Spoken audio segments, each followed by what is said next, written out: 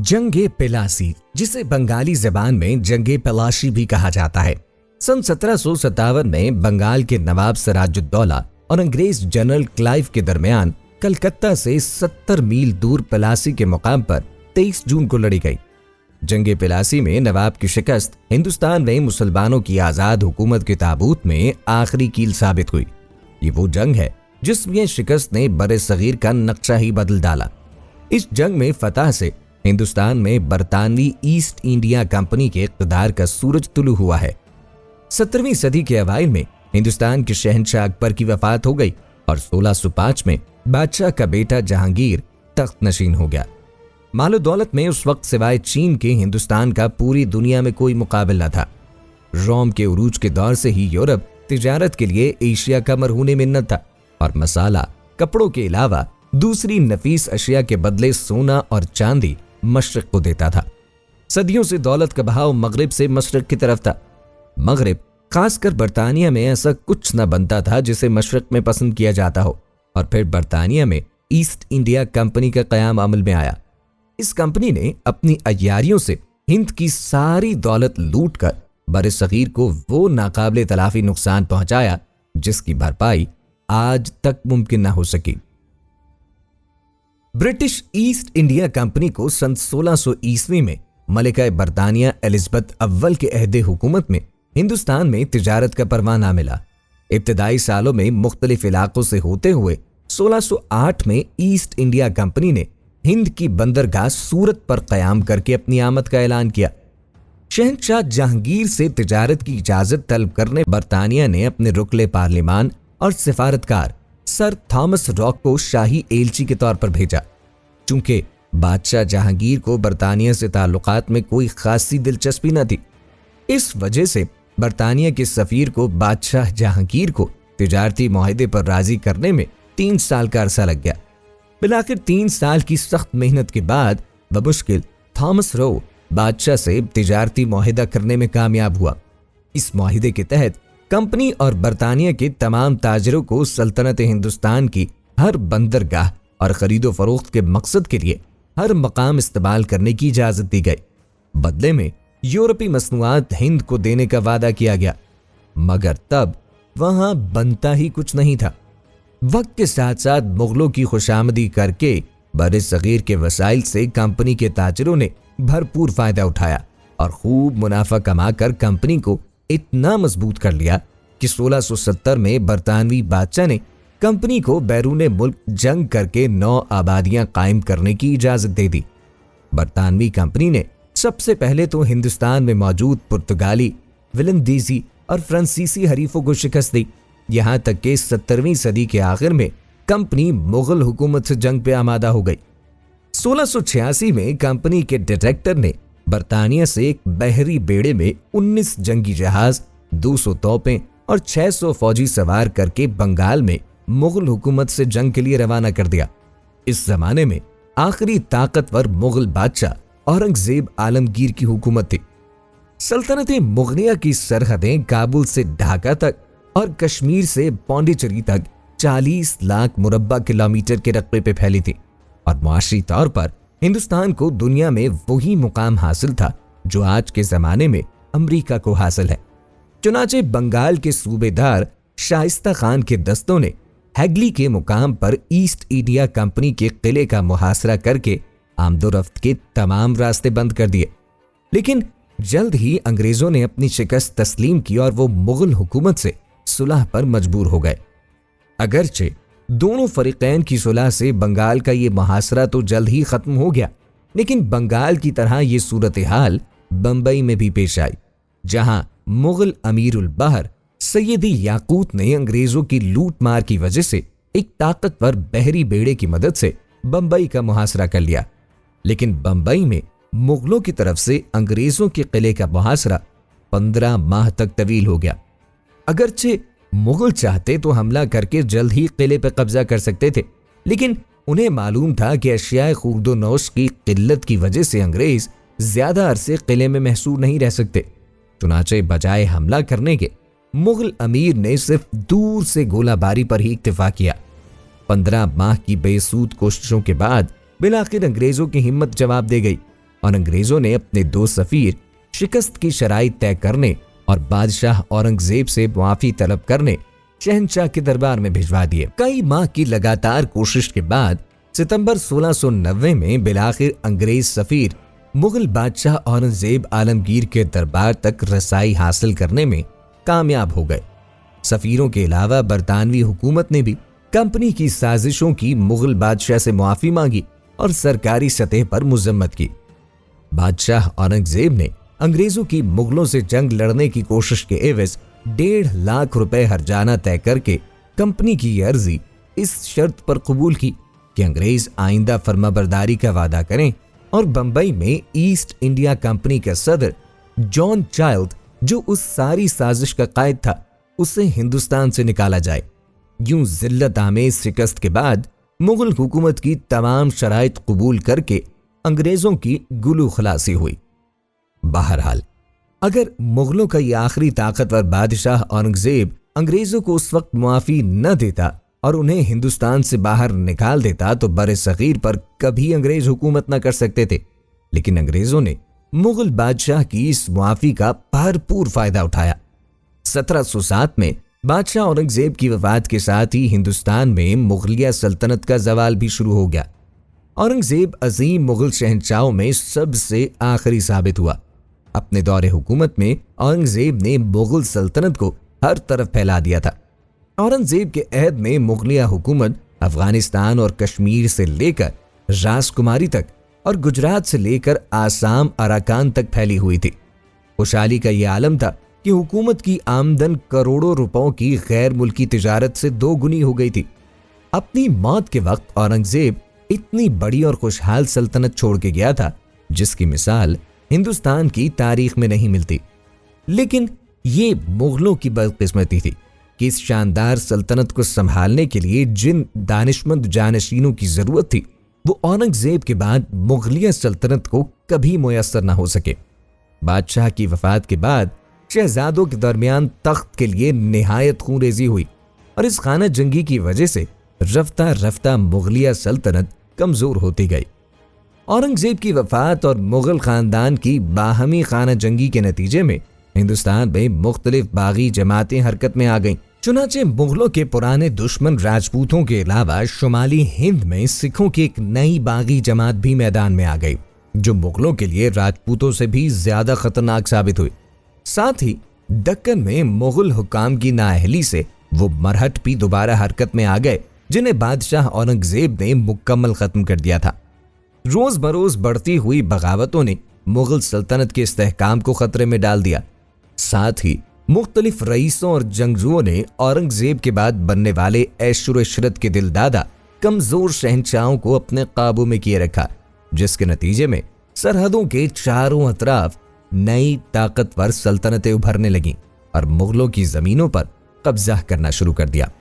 अंदरूनी बगावतों के अलावा मुगल बादशाह मोहम्मद शाह के दौरे हुकूमत में हिंदुस्तान बैरूनी हमला आवरों से भी महफूज न रह सका। ये वही दौर था जब नादिर शाह ने ईरान से आकर हिंदुस्तान में वो तबाही मचाई कि कमजोर मुगल हुकूमत की रही सही बुनियादें भी हिल गई। पेशावर से पंजाब तक का इलाका नादिर शाह तबाह कर गया। गुजरात और मालवा को मरहटों ने वीरान कर दिया। सिर्फ बंगाल और बिहार का नवाब अली वर्दी खान ने बड़ी बहादुरी से मरहटों का मुकाबला करा था और बादशाह की रजामंदी से बंगाल, बिहार और उड़ीसा का मुखारे मुतलक बन चुका था, जबकि बकिया सूबे भी खुद मुख्तार हो चुके थे।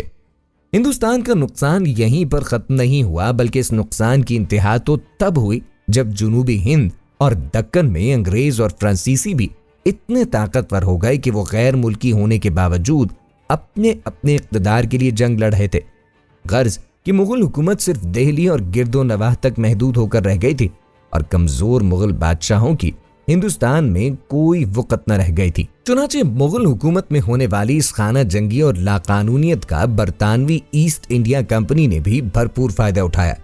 कंपनी ने हिंदुस्तान के मुकामी अफराद पर मुश्तमिल जदीद जंगी साजो सामान से लैस एक ऐसी फौज तैयार की जिसे बरतानिया में सनती इनकलाब की बदौलत अपने हरीफों पर जंगी टेक्नोलॉजी में खासी बरतरी हासिल थी।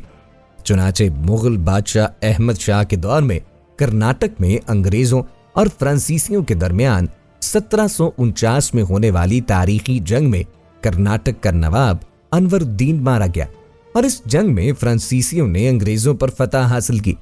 लेकिन इस फतह के 2 साल बाद ही अंग्रेजों ने फ्रांसीसियों को शिकस्त देकर नवाब अनवरुद्दीन के बेटे मोहम्मद अली को कठपुतली नवाब बनाकर कर्नाटक पे कब्जा हासिल कर लिया और इस फतह से अंग्रेजों का हिंदुस्तान की सल्तनत में उरूज शुरू हुआ। अंग्रेजों की ये छोटी मगर मौसर फौज रफ्ता रफ्ता मुगलों, मरहटों, सिखों और मुकामी नवाबों की पुरानी टेक्नोलॉजी से मुसल्लह बड़ी अफवाज को शिकस्त देती गई और अंग्रेज आहिस्ता आहिस्ता पूरे हिंदुस्तान में फैलते चले गए।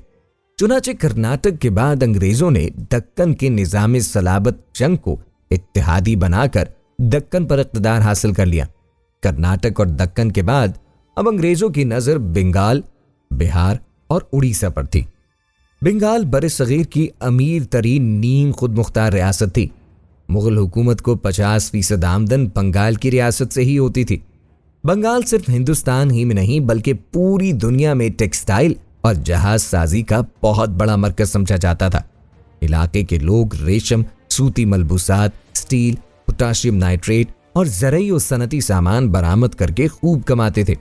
लेकिन बंगाल हथियाने की इस कोशिश में अंग्रेजों को सबसे ज्यादा खतरा बंगाल के नवाब सिराजुद्दौला का था, जो बंगाल में अंग्रेजों की मौजूदगी के सख्त खिलाफ था। मिर्जा मोहम्मद सिराजुद्दौला अल मारूफ नवाब सिराजुद्दौला बंगाल, बिहार और उड़ीसा का आखिरी हकीकी आजाद हुक्मरान था। नवाब सिराजुद्दौला के वालिद ज़ैनुद्दीन बिहार के हाकिम थे, जबकि वालिदा बंगाल के नवाब अली वर्दी खान की सबसे छोटी बेटी थी। चूंकि नवाब अली वर्दी खान की कोई नरीना औलाद न थी, इसीलिए नवाब अली वर्दी खान ने सिराजुद्दौला को अपनी जिंदगी ही में अपना जानशीं मुकर्रर कर दिया था। चुनाचे 1756 में नवाब अली वर्दी खान की वफात के बाद 23 साल की उम्र में नवाब सिराजुद्दौला ने बर्रे सगीर की अमीर तरीन रियासत बंगाल का तख्त संभाल लिया। नवाब सिराजुद्दौला को शुरू से ही बंगाल में अय्यार अंग्रेजों की मौजूदगी नागवार थी, जो बड़े सगीर में तिजारत की आड़ में अपना असर रसूख बढ़ाते जा रहे थे। दूसरी जानिब ईस्ट इंडिया कंपनी भी नवाब की अपने बारे में मुखालिफत अच्छे से जानती थी।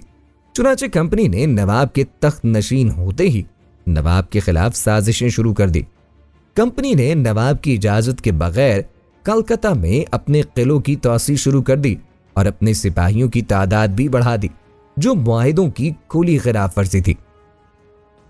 इसके अलावा अंग्रेजों ने बंगाल के कुछ ऐसे अफसरान को पनाह दी हुई थी जो रियासत बंगाल के खजाने में खुर्द बुर्द के मुजरिम थे, जबकि अंग्रेज खुद भी बंगाल की कस्टम ड्यूटी में चोरी करते पकड़े गए थे। इन वजूहात की बिना पर नवाब और अंग्रेजों में मुखालिफत की शदीद फिजा पैदा हो गई। पहले तो नवाब ने कंपनी को पैगाम भेजा कि अपनी हुदूद में रहते हुए तिजारत करें और फोर्ट विलियम के दायरे कार में इजाफा न करे, लेकिन जब कंपनी फिर भी बाज न आई तो नवाब सिराजुद्दौला ने अंग्रेजों को कलकत्ता से निकालने के लिए फौजी मुहिम शुरू की। चुनाचे जून 1775 में नवाब ने कलकत्ता पर हमला करके अंग्रेज किला विलियम अपने कब्जे में ले लिया और अंग्रेज कैदियों को अंग्रेज किले की काल कोठड़ी में कैद कर दिया। बादअज़ा इस काल कोठड़ी में दम घुटने की वजह से बेशतर अंग्रेज कैदी दौरान कैद मर गए। इस वाक़े को अंग्रेजों ने ब्लैक होल का नाम दिया।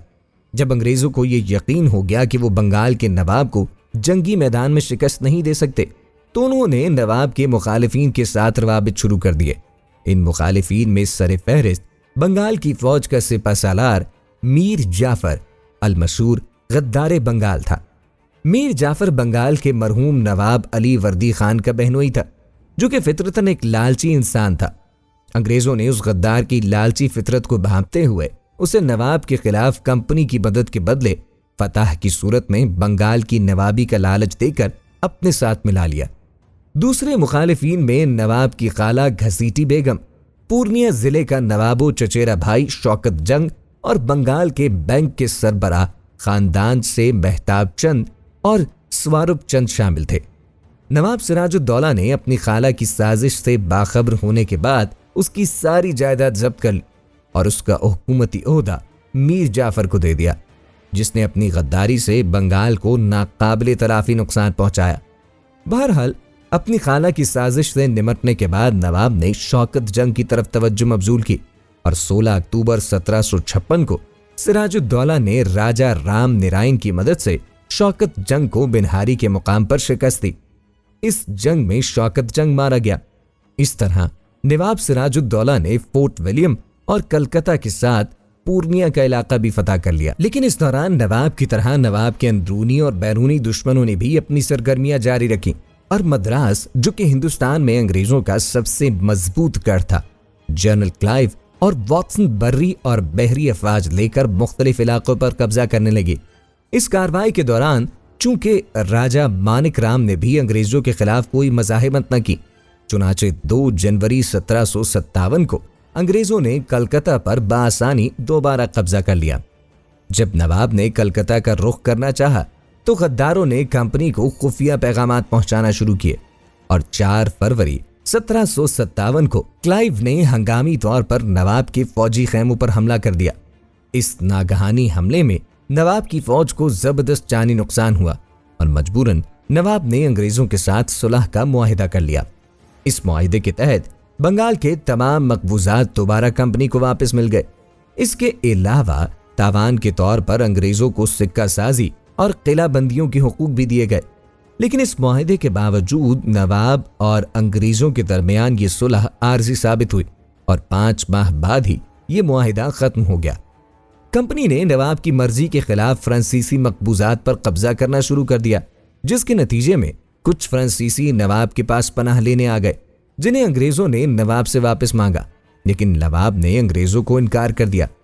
चुनाचे अब नवाब और अंग्रेजों के दरमियान जंग तकरीबन नागुजीर हो चुकी थी।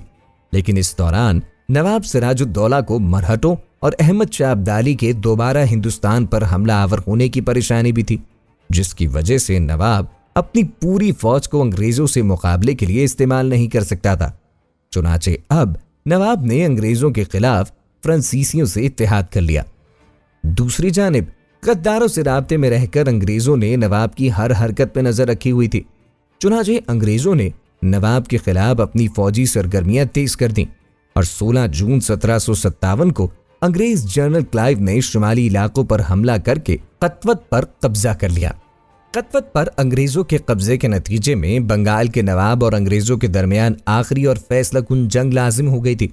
चुनाचे 23 जून को अंग्रेज जनरल क्लाइव ने अपनी 750 अंग्रेज और 2250 हिंदुस्तानियों पर मुश्तमिल फौज के हमरा पलासी में मौजूद जंग के मुकाम से मुल्हिका आम के बाग पे कब्जा कर लिया, जिसे लुक्शा बाग कहा जाता है। ये बाग नवाब के ठिकाने से 1 मील के फासले पर था, जबकि नवाब की फौज क्लाइव के आने से 26 घंटे पहले से ही मैदान में मौजूद थी। नवाब सिराजुद्दौला की फौज 30,000 पैदल सिपाहियों और 20,000 घुड़सवारों पर मुश्तमिल थी। इसके अलावा बंगाली फौज में डिसेंट फ्रेस के मातहत तकरीबन 50 फ्रांसीसी तोपखानों का एक दस्ता भी शामिल था। नवाब की फौज में सबसे आगे फ्रांसीसी अपनी तोपों के साथ बाग से 1 मील के फासले पर तैनात थे। उनके पीछे 5,000 घुड़सवार और 7,000 प्यादा सिपाहियों पर मुश्तमिल 2 दस्ते थे, जिनकी क़यादत नवाब का वफादार सालार मीर मदन खान और दीवान मोहन लाल कर रहे थे।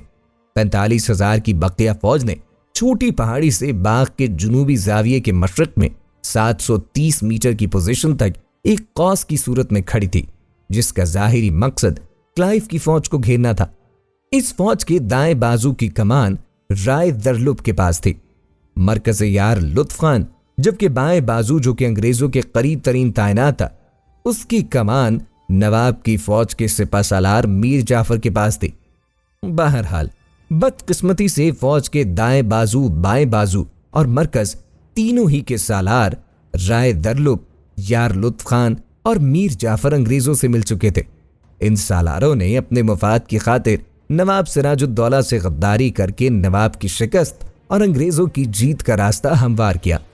जंग के हवाले से अंग्रेज मौरखीन का दावा ये है कि जनरल क्लाइव ने 3,000 सिपाहियों की मदद से नवाब सिराजुद्दौला की लातादाद फौज पर फतह हासिल की।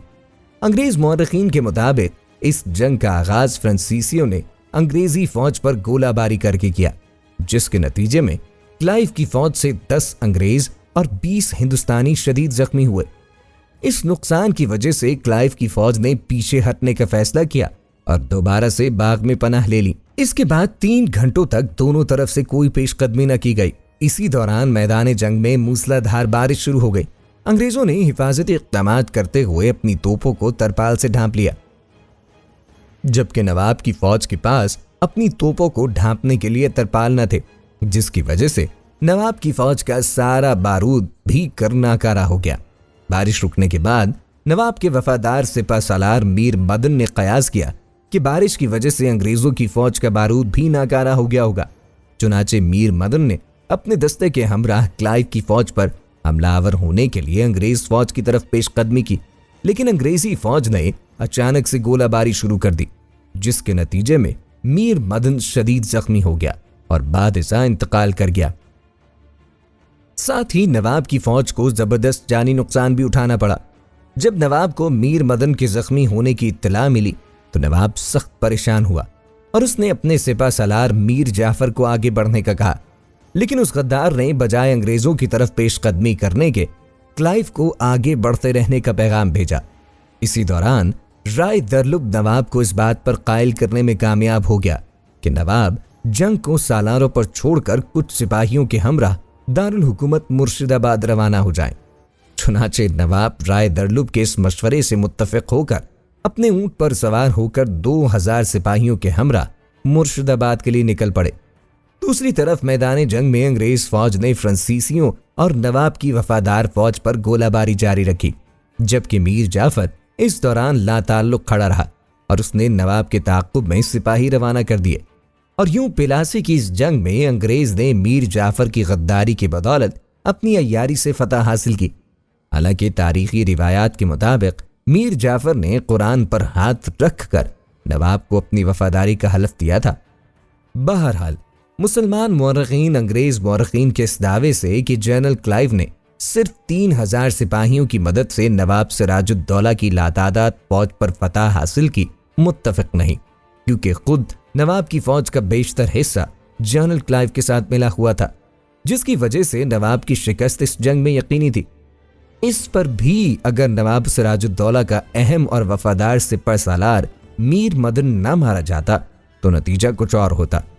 उस सिपह सालार को जो मीर जाफर के साथ इस गद्दारी के मंसूबे में शरीक न था, मौका पाते ही मीर जाफर के आदमियों ने कत्ल कर दिया। मीर मदन के कत्ल हो जाने से सिराजुद्दौला की वफादार फौज बदहवास हो गई।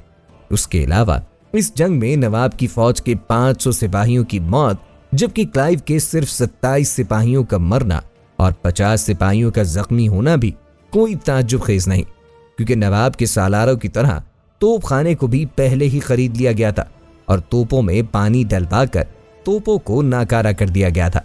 लेकिन बताया ये गया कि जंग से पहले बारिश हो गई थी और हिफाजती इक़दामात मुकम्मल न होने की वजह से नवाब की तोपें बेकार हो गई थीं। बहरहाल इस सूरत हाल में नवाब सिराजुद्दौला ने मजबूरन फरार होने का फैसला किया ताकि बाद में दोबारा फौज जमा करके अंग्रेजों से जंग की जा सके। चुनाचे नवाब सिराजुद्दौला फरार होकर पहले मुर्शिदाबाद और बाद में अपने अहलो अयाल के हमराह पटना चले गए। नवाब अपनी बेगम और बेटी के हमराह भेस बदलकर राजमहल के करीब रूपोश थे, जहां मीर जाफर के सिपाहियों ने उन्हें गिरफ्तार कर लिया। बादशाह मीर जाफर के बेटे मीर मेरान के हुक्म पर मोहम्मद अली बेग ने नवाब सिराजुद्दौला को कत्ल कर दिया। जिस मुकाम पर नवाब सिराजुद्दौला को शहीद किया गया, ये मीर जाफर की रिहाइशगाह थी, जिसे बाद में अवाम ने नमक हराम देवड़ी का नाम दिया। दूसरी तरफ वादे के मुताबिक मीर जाफर को अंग्रेजों ने इस गद्दारी के बदले अपना कठपुतली नवाब बनाकर बंगाल के तख्त पर बिठा दिया। लेकिन मीर जाफर को इस नवाबी के बदले तमाम खजाना क्लाइव की नजर करना पड़ा, जिसमें से हर अंग्रेज ने अपना अपना हिस्सा बांट लिया।